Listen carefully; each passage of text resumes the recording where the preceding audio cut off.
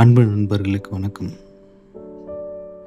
இப்போ தமிழ்நாட்டில் நிறைய மலையாள படங்கள் வர ஆரம்பிக்குது. டப் பண்ணாமல் டைரெக்டாக அதே லாங்குவேஜ்லேயே வர ஆரம்பிக்குது. ஆனால் முன்னாடி அப்படி கிடையாது. அப்படி ஏதாவது படங்கள் வந்தாலும் மேக்ஸிமம் தெலுங்கு படங்கள் டப் பண்ணி தமிழில் டப் பண்ணி வரும். ஆனால் இப்போ டைரெக்டாகவே மலையாள படங்கள் அதே லாங்குவேஜ்லேயே வருது. ஏன்னா அவங்கள எடுக்கிற கதைகளும் தேர்வு செய்கிற அந்த பிளாட் எல்லாமே ரொம்ப இன்ட்ரெஸ்டிங்காகவும் சிம்பிளாகவும் இருக்குது. அதனால் இங்கே நிறையா மக்களுக்கு பிடிக்க ஆரம்பிக்குது. ஆனால் இந்த படங்கள் இப்போன்னு இல்லை, 80ஸ்லேயே இதே மாதிரி படங்களை எடுத்தவர் தான் டைரக்டர் ஃபாசில். இவரோட கதைகள் எல்லாமே பார்த்திங்கன்னா ஒரு சிறுகதை புத்தக தொகுப்பை எடுத்து வச்சுட்டு ஒரு கதையாக படிச்சுட்டு வர மாதிரி தான் அவரோட படங்கள் இருந்தது. முக்கியமாக தமிழில் பார்த்திங்கன்னா 1985 பூவே பூச்சூடவான்னு ஒரு படம் எடுக்கிறாரு. அந்த படம் பார்த்திங்கன்னா எந்த ஒரு ஹீரோ பேஸ் பண்ணிலாம் கிடையவே கிடையாது. ஒரு பாட்டி ஒரு பேத்திக்குரிய நடுவில் இருக்கிற பாசம், அவங்களுக்குரிய உறவு, இதை அழகாக காமிச்சிருப்பார். அதுக்கப்புறம் பூவிழி வாசலிலே, பொம்முக்குட்டி அம்மாவுக்குலாம் பார்த்திங்கன்னா அதுவும் ஹீரோலாம் கிடையாது. அதாவது ஒரு குழந்தைய இழந்த தம்பதிகள் ஒரு ஸ்டேஜில் இன்னொரு குழந்தைய தத்தெடுக்கிறாங்க. ஸோ 3 பேரும் ரொம்ப சந்தோஷமாக வாழ்ந்துட்டுருக்கிற டைமில் அந்த குழந்தையோட உண்மையான அப்பா அம்மா தேடி வராங்க. அதுக்கப்புறம் என்ன நடக்குதுங்கிறது கதை. அதுக்கப்புறம் பார்த்திங்கன்னா அரங்கேற்ற வேலைன்னு சொல்லி ஒரு ராங் கால் வருது. அதன் மூலமாக நடக்கிற சம்பவங்கள் இன்ட்ரெஸ்டிங்காக இருக்கும், நகைச்சுவையாக எடுத்திருப்பாங்க. ஸோ இந்த மாதிரி விதவிதமான படங்கள், சொல்லப்போனால் சந்திரமுகி இருக்குல்ல, அது எத்தனை லாங்குவேஜில் எடுத்துட்டாங்க. அதோட வெர்ஷனே எடுத்தவர் ஃபாசில் தான் மலையாளத்தில். அதை விட ரொம்ப சூப்பர் ஹிட்டான காதலுக்கு மரியாதை எடுத்தவரும் ஃபாசில் தான். ஸோ இந்த 85லேருந்து 95 வரைய அருமையான படங்களாக கொடுத்துட்ருந்தார் ஃபாசில்.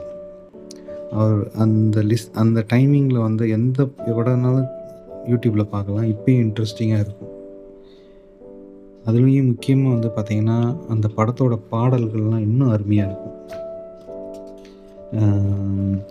சொல்லப்போனால் இந்த பூவிழி வாசலில் வர சின்ன சின்ன ரோஜா பூவேங்கிற பாட்டெலாம் ஏசுதாஸோட வாய்ஸில் கேட்கும்போது ஒரு தாலாட்டு பாடலே கேட்குற மாதிரி தான். ஆக்சுவலாக அது தாலாட்டு பாட்டு தான். ஒரு மன வருத்தத்தோடு பாடுற பாட்டாக இருக்கும். அதுக்கப்புறம் அதே படத்தில் ஒரு கிளியின் தனிமையிலே சிறு கிளியின் உறவு, அந்த பாட்டு இளையராஜா சூப்பராக போட்டிருப்பார். அதை விட அந்த 4 வரி அந்த கதையவே சொல்லிடும். ஒரு குழந்தை ஒருத்தர்கிட்ட போகுது, தனிமையாக இருக்கிற ஒருத்தர்கிட்ட, 2 பேரும் ஃப்ரெண்டாகிறாங்க. இதுக்கு நடுவில் இன்னொரு லேடி வராங்க அந்த கதையில். ஸோ 3 பேருக்கும் ஒரு நட்பு ஏற்படுது. இந்த டைமில் ஒரு பாட்டு வருது, ஒரு கிளியின் தனிமையிலே சிறு கிளியின் உறவு, இரு கிளியின் உறவினிலே புது கிளியின் வரவு. அந்த கதையை அதில் அந்த அட்மாஸ்பியரை சூப்பராக லிரிக்கு அதில். அதுக்கப்புறம் பார்த்திங்கன்னா பூவே பூச்சூடவா படத்தில் வர பூவே பூச்சூடவா பாட்டு சித்ராவோட முதல் பாட்டு நினைக்கிறேன் தமிழில். அதுக்கப்புறம் சின்ன குயில் பாடும் பாட்டு, நதியாவோட சைக்கிளில் அவங்க சுடிதார் போட்டுட்டு போகிற அந்த பாட்டு அப்போல்லாம் அவ்வளோ ஹிட்டு. அதுக்கப்புறம் குயிலே குயிலே குயிலக்கான்னு சொல்லிட்டு என் பொம்முக்குட்டி அம்மாவுக்கு வர பாட்டு. அதேமாரி அதுலேயும் ஒரு கண்ணி நவமணின்னு சொல்லிட்டு இளையராஜா அவரோட வாய்ஸில் பாடியிருப்பார். அருமையாக இருக்கும் அதுவும். இன்னொன்று வருஷம் 16 இந்த படத்தில் வர எல்லா பாட்டுமே ஹிட்டு. அதில் இருக்கிற 5 பாட்டுமே ப்ளேலிஸ்ட்லேருந்து தூக்க முடியாத பாட்டாக இருக்கும். பழமுதிர்ச்சோலை உனக்காகத்தான், பூ பூக்கும் மாதம் தை மாதம் அந்த பாட்டு, இது எல்லாமே நல்லாயிருக்கும். அரங்கேற்ற வேலைன்னு சொன்னாலே ஆகாய வெண்ணிலாவே அந்த பாட்டு தான் அருமையாக இருக்கும். கற்பூர முல்லை அந்த படத்தில் வந்து பார்த்திங்கன்னா பூங்காவியம்ங்கிற பாட்டு வந்து யேசுதாஸ் பாடியிருப்பார். உண்மையாகவே அதுவும் ஒரு தாலாட்டு பாட்டுன்னே சொல்லலாம். இது இல்லாமல் வித்தியாசமான படம் ஒன்று கிளி பேச்சு கேட்கவா, மம்முட்டி நடிச்சிருப்பார். அதில் வந்து இந்த ஒரு பேய் பாட்டு மாதிரி வரும். ஆனால் ஒரு நல்ல ஒரு மெலடி, அன்பே வா அருகிலேன் அந்த பாட்டு. காதலுக்கு மரியாதையில் சொல்லவே தேவையில்ல, படமே ஒரு வருஷம் 16 மாதிரி. இந்த காதலுக்கு மரியாதையில் எந்த பாட்டுமே மிஸ் பண்ண முடியாது, எல்லா பாட்டுமே நல்லாயிருக்கும். இதுக்கப்புறம் அவர் இயக்கிய கண்ணுக்குள் நிலவு, காதலுக்கு மரியாதை அதே டீம் தான் இது பண்ணியிருக்காங்க. பட்டு அந்த படம் ஓடலை. அந்த படத்தில் இருக்கிற எல்லா பாட்டுமே நல்லாயிருக்கும். நிலவு பாட்டு அந்த பாட்டு, ஒரு நாள் ஒரு கனவு, ரோஜா பூந்தோட்டம் எல்லாமே சூப்பர் ஹிட்டு. கிட்டத்தட்ட ஒரு 15-20 சாங் வந்து ஃபாசில் பிளேலிஸ்ட்னே வச்சுக்கலாம். ஃபாசில் இளையராஜா காம்பினேஷனில் அவ்வளோ அருமையான பிளேலிஸ்ட்டாக அமையும். இதில் எனக்கு ஃபாசில் எடுத்த படங்கள்லேயே எனக்கு ரொம்ப பர்சனல் ஃபேவரைட் படம் வந்து பூவிலி வாசலிலே. ஏன் இந்த படம் ரொம்ப பிடிக்குன்னா, ஒரு சாதாரண ஒரு மாஸ் ஹீரோவோட படங்கள் டெம்ப்ளேட்டில் இல்லாமல் ரொம்ப ஒரு சிம்பிளான ஒரு பிளாட்டு, இன்ட்ரெஸ்டிங்காக எடுத்திருப்பாங்க. ஒரு கம்பெனியோட மேனேஜிங் டைரக்டர் தனது அடியாளோட போய் ஒரு கொலை பண்ணுறாரு. அந்த கொலையை ஒரு குழந்தை பார்த்துரும். அதுக்கப்புறம் அந்த குழந்தைய இவங்க கொலை பண்ண முயற்சி பண்ணுவாங்க.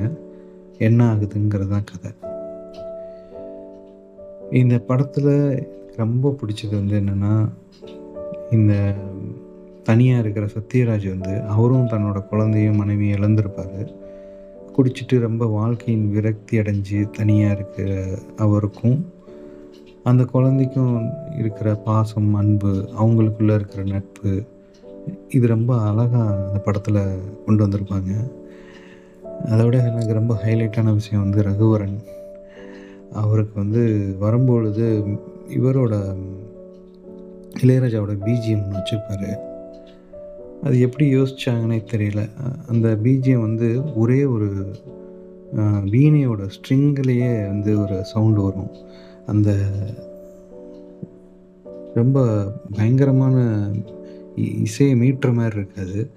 ஒரு வீணையில் ஒரு ஸ்ட்ரிங் இப்படி தொட்டு இழுத்தா ஒரு சவுண்டு வரும்ல, அது கரெக்டாக எனக்கு சொல்ல தெரியல. அந்த மாதிரி சவுண்டு தான் இருக்கும். ஆனால் அது அவ்வளோ ஒரு த்ரில்லை கொடுக்கும். ரகுவரன் வரும்போதெல்லாம் அந்த ஸ்ட்ரிங்கை, அந்த வீணையோட சவுண்டு வரும் அவ்வளோ யூனிக்காக. அதுக்கப்புறம் கூட அந்த மாதிரி ஒரு வில்லனுக்கு அப்படி ஒரு பிஜிஎம் போட்டு நான் பார்த்ததே இல்லை, கேட்டதே இல்லை. அப்படி இருந்துச்சு. கண்டிப்பாக நீங்கள் இந்த படத்தை பார்க்கும்போது அதை நீங்கள் நோட் பண்ணலாம். அது இல்லாமல் இந்த படத்தில் நிறையா மொமெண்ட்டில் நிறைய பிஜிஎம் வந்து அவ்வளோ அருமையாக இருக்கும். ஒரு இடத்துல வந்து இந்த குழந்தை தூங்கிட்டுருக்கும், அதை பார்த்து வந்து இவர் படங்கள் நல்லா வரைவார் சத்யராஜ். அது வரையும் பொழுது ஒரு பேக்ரவுண்டில் ஒரு பிஜிஎம் ஓடும். கிட்டத்தட்ட அது வந்து இந்த மொசாட்டு அவங்களோட வெஸ்டர்ன் கிளாசிக்கல் மியூசிக்கை வந்து இங்கே கொடுக்குற மாதிரி இருக்கும். அந்த பிஜிஎம் அவ்வளோ அழகாக இருக்கும். இந்த படத்தில் வந்து சத்யராஜ் நடிச்சிருப்பார், சுஜிதா நடிச்சிருப்பாங்க. சுஜிதா யாருன்னா, நாயகன் படத்தில் வர கமலோட பொண்ணாக நடிச்சிருப்பாங்க, அவங்க தான். நிறையா மலையாள படங்களில் அவங்கள பார்க்கலாம். ரகுவரன், அதுக்கப்புறம் பாபு ஆண்டனியும் எனக்கு ரொம்ப பிடிக்கும். ஏன்னா அவரோட ஹைட்டு, அவரோட ஹேர் ஸ்டைலு, அந்த வில்லனுக்குரிய ஒரு சில வில்லன்கள்லாம் வந்து ஒரு யூனிக்காக இருப்பாங்க. அதில் எனக்கு இந்த பாபு ஆண்டனி, ரகுவரன், அதுக்கப்புறம் இன்னொரு அந்த வில்லன் பேர் எனக்கு மறந்துச்சு, திருடாவில் வருவார், சின்ன கவுண்டர் திருடாவில் வருவார். சில வில்லன்கள் வந்து யூனிக்காக இருப்பாங்க. அந்த வகையில் பாபு ஆண்டனியும் சேர்க்கலாம். அவர் பார்த்திங்கன்னா எல்லா படத்துலேயும் பெரிய டயலாக் இருக்காது, கம்மியான டயலாக் தான் இருக்கும். சைலண்ட்டாகவே அவரை யூஸ் பண்ணியிருப்பாங்க. அதுக்கப்புறம் இந்த கேரக்டர்லாம் இல்லாமல் இந்த படத்தில் காரவே ஒரு சின்ன ஒரு கேரக்டராக கொண்டு வந்திருப்பாங்க. அந்த கார் அங்கங்கே நின்றும். அதோட அந்த வீல் ஹப்பு வந்து கழண்டுருச்சுனாலே கார் ஸ்டார்ட் ஆகாது. ஸோ அதை வந்து எடுத்து திரும்ப கழட்டி மாட்டினா கார் ஸ்டார்ட் ஆகிற மாதிரி ஒரு பண்ணியிருப்பாங்க. அதுவும் நல்லாயிருக்கும். இந்த படத்தோட பிஜிஎம்மில் இன்னொரு பிஜிஎம் எது சொல்லணும்னா, அந்த குழந்தை கையில் வந்து ஒரு பொம்மை இருக்கும். அதில் ஒரு ரோப் இருக்கும். அந்த ரோப் இழுத்து விட்டால் ஒரு சவுண்டு வரும்ல, அந்த பொம்மையை பார்த்துருப்போம். அந்த மாதிரியான பொம்மையில் வர சவுண்டே வந்து ஒரு த்ரில்லாக இந்த படத்தில் கொடுத்துருப்பாங்க.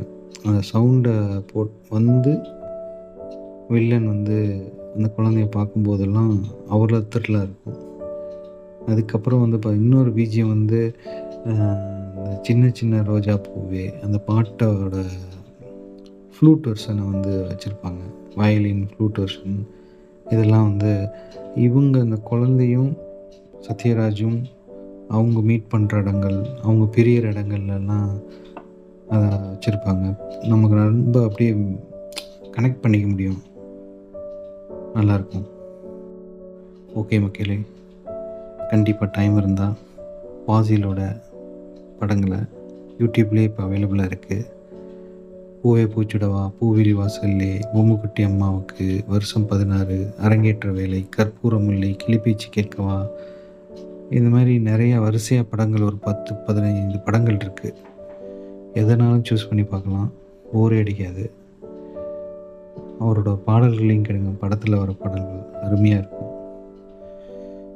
ஓகே மக்களே, இன்னும் ஒரு புத்தகத்துலேயோ வேறு ஏதாவது படங்கள்லேயோ சந்திப்போம். எல்லாம் சரியாகும். நிம்மதியாக தூங்க. நன்றி, வணக்கம்.